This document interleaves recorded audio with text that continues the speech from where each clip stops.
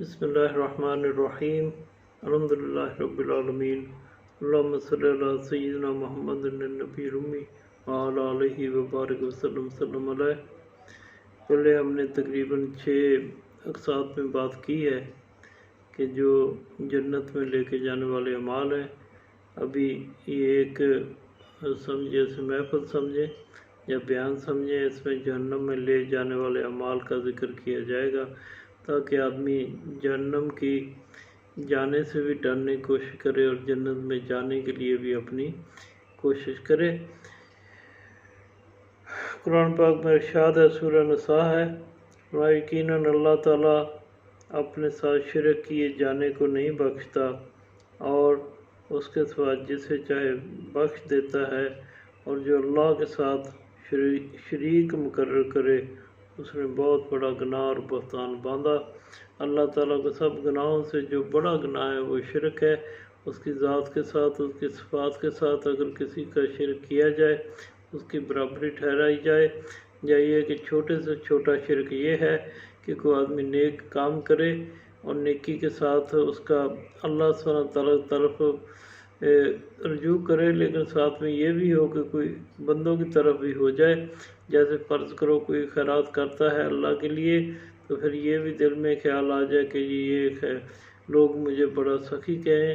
اسی طرح نماز اللہ کی پڑھے اور دل میں یہ بھی خیال آ جائے کہ لوگ کہیں یہ بہت بڑا نمازی ہے۔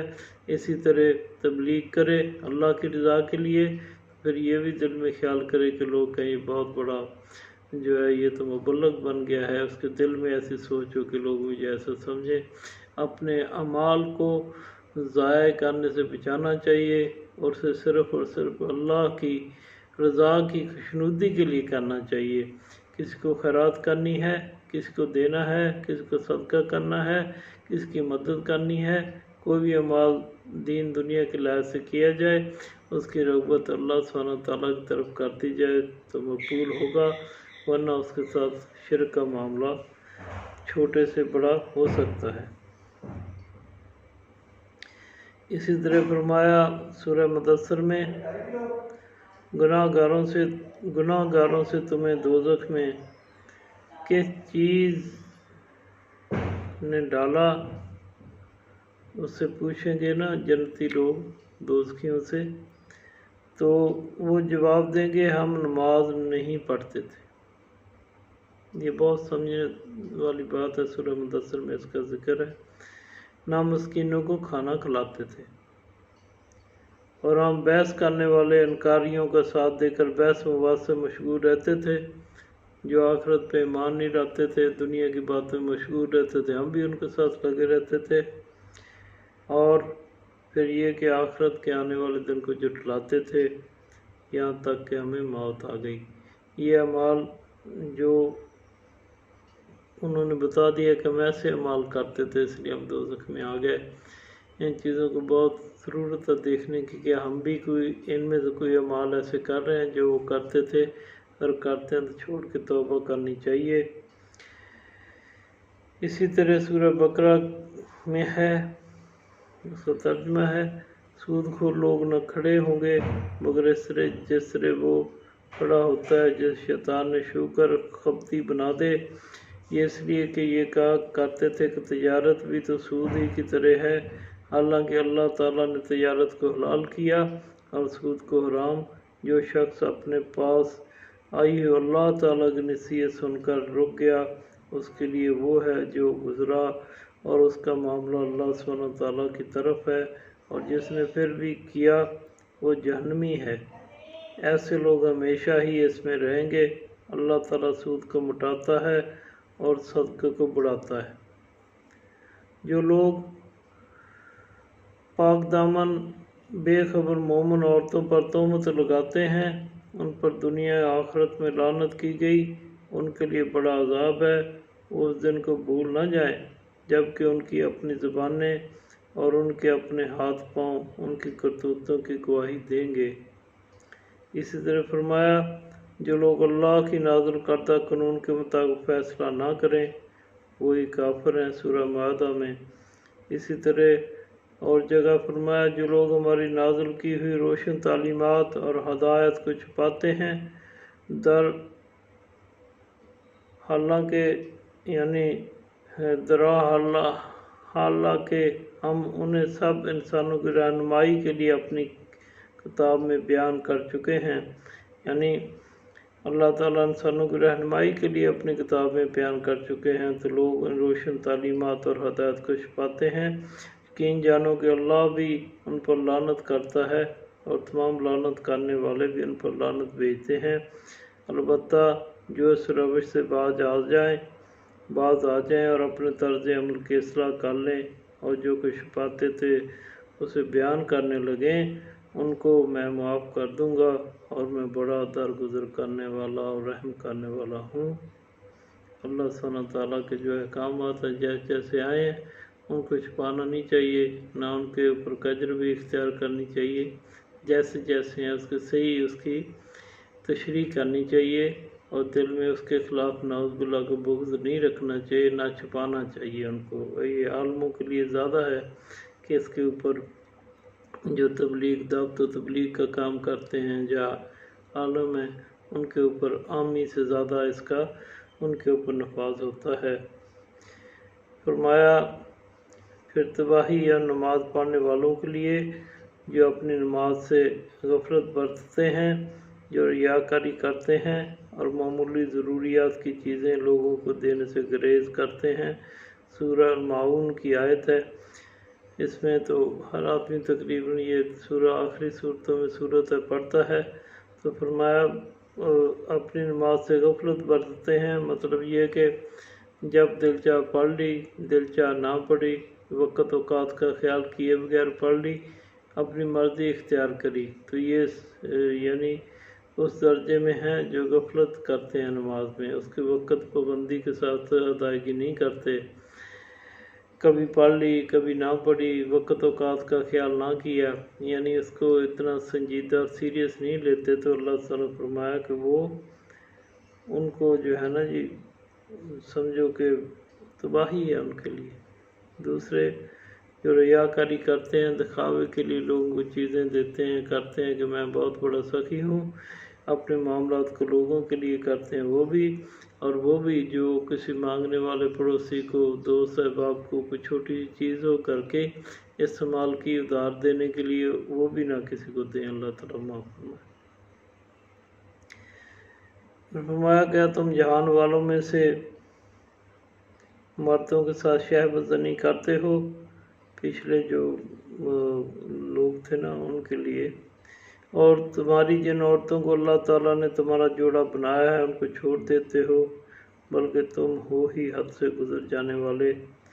یہ جو پچھلی قومیں تھیں جن کی تباہی کا باعث بنی کہ وہ عورتوں کو چھوڑ کے مردوں کے ساتھ برے افعال کرتے تھے، یہ زمانے میں بھی ہو رہا ہے۔ لوگ زنا کا تو ایک زنا ہے، لیکن مردوں کو مردوں کے ساتھ کرنا بہت سخت گناہ ہے، ان دونوں کے لیے قتل کرنے کا حکم ہے۔ اور اللہ تعالیٰ کے ساتھ دوسرے معبود جو عبادت کے لائق نہیں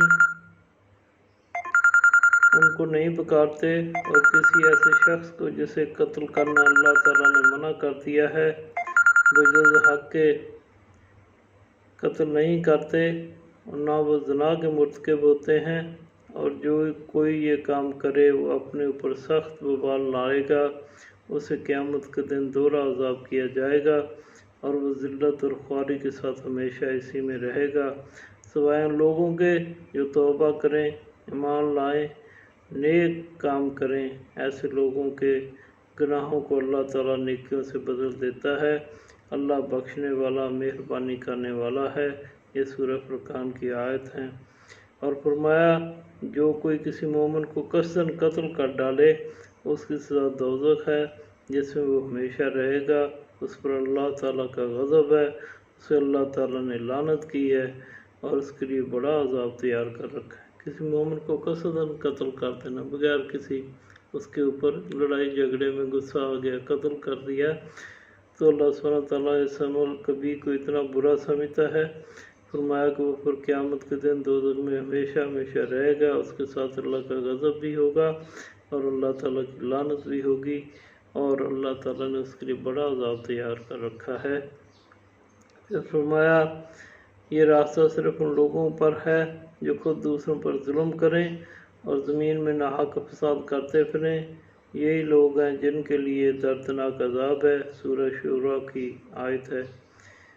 پھر فرمایا جو لوگ ناحق یعنی ظلم سے یتیموں کا مال کھا جاتے ہیں اور اپنے پیٹ میں آگ ہی بھر رہے ہیں، وہ عنقریب دوزخ میں جائیں گے۔ سورہ نساء کی آیت ہے یہ۔ اور پھر فرمایا ایمان والو، بات یہی ہے کہ شراب، جوا اور جو دوسرے اس کے ساتھ کے آستانے لکھا ہے، واللہ اس کا اور بھی ترجمہ کو ہو سکتا ہو، وغیرہ، پھانسے کے تیر، یہ سب گندی باتیں شیطانی کام ہیں، ان سے بالکل الگ رہو تاکہ تم فلاح یاب ہو۔ شیطان تو یوں چاہتا ہے کہ شراب اور جوئے کے ذریعے سے تمہارے آپس میں عداوت اور بغض واقع قرار دے، اللہ تعالیٰ کی یاد سے اور نماز سے تم کو باز رکھے، تو اب بھی باز آ جاؤ۔ یہ شیطانی اعمال ہے، جوا کھیلنا اور شرطیں لگانا اور اس کے ساتھ شراب پینا، تو اس میں عداوت بھی ہوتی ہے۔ بعد میں آدمی جو ہارنے والا وہ کہتا ہے یار یہ تو بڑا سخت ہو گیا، جیتنے والے آپس میں محبت ختم اور برے اعمال ہیں، اور اس سے جب آدمی مشغول ہوتا ہے اللہ تعالیٰ کا ذکر بھی بھول جاتا ہے، اس کی نماز کو بھول جاتا ہے، سو اللہ سبحانہ تعالیٰ فرماتا ہے سے تم باز آ جاؤ۔ سورہ مائدہ کی آیت ہے۔ پھر فرمایا جو لوگ اللہ اور اس کے رسول سے لڑتے ہیں زمین میں اس لیے تغدو کرتے پھرتے ہیں کہ فساد برپا کریں، ان کی سزا یہ ہے کہ قتل کیے جائیں یا سولی پر چڑھائے جائیں، جو ان کے ہاتھ اور پاؤں مخالف سمتوں سے کاٹ دیے جائیں، جب جلا وطن کر دیے جائیں۔ یہ ذلت و رسوائی ان کے لیے دنیا میں ہے اور آخرت میں ان کے لیے بڑی سزا ہے۔ سورہ مائدہ کی آیت ہے۔ پھر فرمایا جب ہم نے فرشتوں سے کہا کہ آدم کو سجدہ کرو تو ابلیس کے سوا سب نے سجدہ کیا، اس نے انکار کیا اور تکبر کیا اور وہ کافروں میں سے ہو گیا۔ اور پھر فرمایا اپنے آپ کو قتل نہ کرو یعنی خودکشی وغیرہ، یقین مانو کہ اللہ تمہارے اوپر مہربان ہے، جو شخص ظلم و زیادتی کے ساتھ ایسا کرے گا اس کو ہم ضرور آگ میں جھونکیں گے، اور یہ اللہ کے لیے کوئی مشکل کام نہیں ہے۔ اور تم ان بڑے بڑے گناہوں سے پرہیز کرتے رہو جن سے تمہیں منع کیا جاتا ہے، تو تمہاری چھوٹی چھوٹی موٹی برائیوں کو ہم تمہارے حساب سے ساقط کر دیں گے، ویسے معاف کر دیں گے۔ اللہ تعالیٰ کہتا ہے میں تمہیں عذاب دینے سے مجھے کوئی بہت وہ کیا ہے، مجھے کوئی خوشی ہے، یہ کہ تم میرا جو ہے نا میرے احسان کو مانو اور اس کے اوپر شکر کرو، اور چھوٹے چھوٹے گناہ تو ویسے معاف کر دیتا ہوں، بڑے گناہوں سے بس بچتے رہو۔ سبحان اللہ۔ اور تم کو عزت کی جگہ داخل کریں گے، اللہ سبحانہ کہتا ہے کہ چھوٹی موٹی برائیوں کو ہم تمہارے حساب سے ختم کر دیں گے اور تم کو عزت کی جگہ ہم داخل کریں گے اگر بڑے بڑے گناہ تم نہ کرو۔ فرمایا یہ منافق اللہ کے ساتھ دھوکہ بازی کر رہے ہیں، اللہ کے در حقیقت اللہ ہی نے انہیں دھوکے میں ڈال رکھا ہے۔ جب یہ نماز کے لیے اٹھتے ہیں تو کسماتے ہوئے محض لوگوں کو دکھانے کی خاطر اٹھتے ہیں، خدا اللہ سبحانہ تعالیٰ کو کم ہی یاد کرتے ہیں، کفر و ایمان کے درمیان ڈاما ڈول رہتے ہیں، نہ پورے اس طرف ہے نہ پورے اس طرف، جسے اللہ نے بھٹکا دیا ہو اس کے لیے تم کو ایسا راستہ نہیں پا سکتے۔ یہ لوگوں جو ایمان لائے ہو، مومنوں کو چھوڑ کر کافروں کو اپنا رفیق نہ بناؤ، کیا تم چاہتے ہو کہ اللہ کو اپنے خلاف صریح حجت دے دو؟ یقین جانو منافق جہنم کے سب سے نچلے طبقے میں جائیں گے اور تم کسی کو ان کا مددگار نہ پاؤ گے۔ یہ سورہ نساء کی آیت ہے۔ اس سے فرمایا لوگوں جو ایمان لائے ہو، نہ مرد دوسرے مردوں کا مذاق اڑائیں، ہو سکتا ہے وہ ان سے بہتر ہوں، اور نہ عورتیں دوسری عورتوں کا مذاق اڑائیں، ہو سکتا ہے وہ ان سے بہتر ہوں۔ آپس میں ایک دوسرے پر تان نہ کرو اور نہ ایک دوسرے کو برے القاب سے یاد کرو۔ ایمان لانے کے بعد فسق میں نام پیدا کرنا بہت بری بات ہے، جو لوگ اس روش سے باز نہ آئیں وہی ظالم ہے۔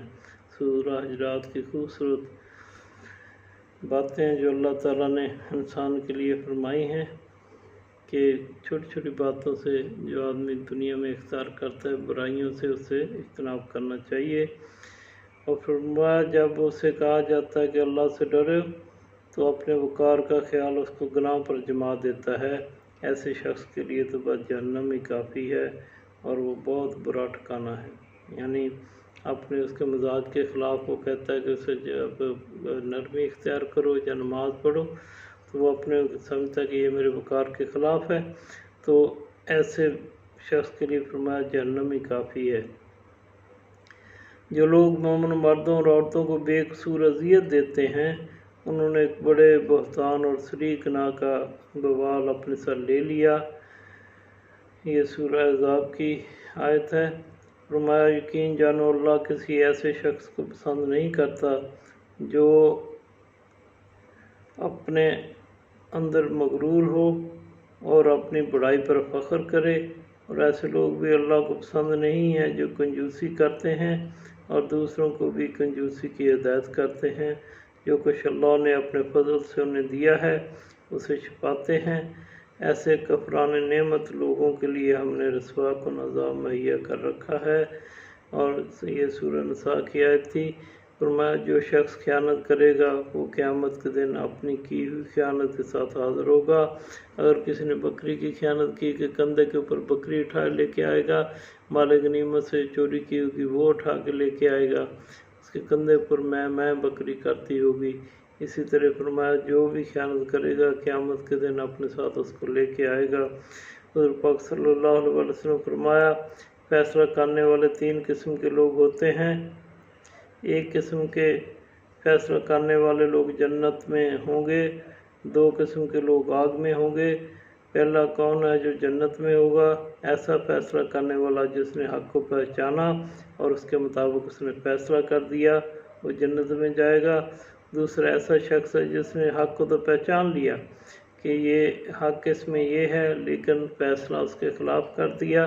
تیسرا وہ ہے جس نے حق کو جانا ہی نہیں اور اپنی مرضی سے اس کے متعلق فیصلہ فرما دیا۔ یہ آخری 2 جہنم میں، پہلے والا جنت میں جانے والا ہے۔ فرمایا جو شخص ان میں سے اس موقع پر پشت پھیرے گا مگر ہاں جو لڑائی کے لیے پن طرف بدلے، وہ اپنی جماعت کی طرف نہ لینے آیا ہو تو وہ مستثنا ہے۔ یعنی ایسے لوگ جو جہاد سے بھاگ کر پشت پھیر کر بھاگ جائیں وہ اللہ کے غضب میں آ جائے گا، اس کا ٹھکانہ دوزخ ہوگا اور وہ بہت ہی بری جگہ ہے۔ اللہ سبحانہ تعالیٰ پر جھوٹ نہیں باندھنا چاہیے۔ فرمایا جن لوگوں نے اللہ تعالیٰ پر جھوٹ باندھا ہے تو آپ دیکھیں گے قیامت کے دن ان کے چہرے سیاہ ہوں گے۔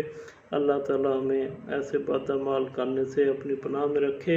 حضور پاک صلی اللہ علیہ وسلم کی دی ہوئی تعلیمات اور قرآن پاک کی روشنی میں اپنے اعمال کو بجا لاتا لائے، دن رات میں ایسے اعمال افعال کرے جو اللہ کے رسول کو راضی کرنے والے ہوں، ایسے اعمال افعال سے باز رہے جو اللہ کے رسول کو اذیت دیتے ہوں، جو اس کی عوام الناس کو تکلیف دینے والے ہوں۔ لوگوں کے لیے مربت کے ساتھ پیش آنا چاہیے، لوگوں کے ساتھ دین حق کی بات میں جو کسی کی رہنمائی اس کو کرنی چاہیے، اور کسی کی مدد اور فی سبیل اللہ جو بھی اعمال ہیں آدمی کرتا جائے اور اس کا جو ہے اس کا ذمہ اللہ تعالیٰ کے حضور میں چھوڑ دے تو اللہ سبحانہ تعالیٰ کے خزانے بہت بڑے ہیں، وہ قیامت والے دن اس کی سوچ سے بھی اس کو زیادہ اس کا صلہ اجر عطا اللہ سبحانہ تعالیٰ فرمائے گا۔ اللہ سبحانہ تعالیٰ ہمیں کہنے سننے والے کو اس کے اوپر عمل کرنے والا بنائے۔ وما علینا البلاغ۔ السلام علیکم ورحمۃ اللہ۔